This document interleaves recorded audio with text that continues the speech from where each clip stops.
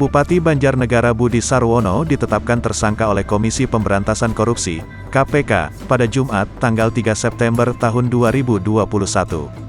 Budi Sarwono ditetapkan sebagai tersangka pasal 12 huruf I dan pasal 12B ayat 1 Undang-Undang Pemberantasan Tindak Pidana Korupsi.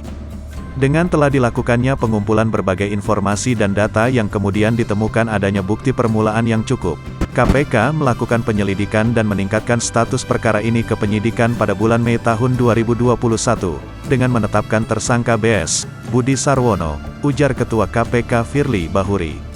Selain Bupati Banjarnegara, KPK juga menetapkan tersangka lainnya dari unsur swasta yakni Kedi Afandi. Diduga BS telah menerima komitmen fee atas berbagai pekerjaan proyek infrastruktur di Kabupaten Banjarnegara, sekitar sejumlah Rp2,1 miliar, ujar dia. Budi Sarwono merupakan Bupati Banjarnegara periode tahun 2017 sampai tahun 2022 dan sebelumnya dikenal sebagai pengusaha. Budi Sarwono mengakui dirinya pernah menyalahgunakan narkoba di buku yang pernah ia tulis. "Saya mau jadi muslim, enak jadi kulinya Allah, upahnya gede." Budi mengaku dulu dirinya adalah seorang pemakai sekaligus bandar narkoba kelas kakap di Purwokerto.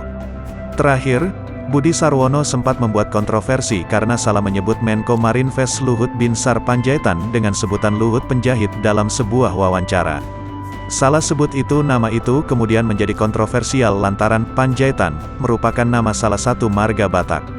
Setelah video tersebut ramai, melalui video yang diunggah di akun Instagram resmi Pemkab Banjarnegara, Senin, tanggal 23 Agustus tahun 2021, Budi meminta maaf kepada Luhut.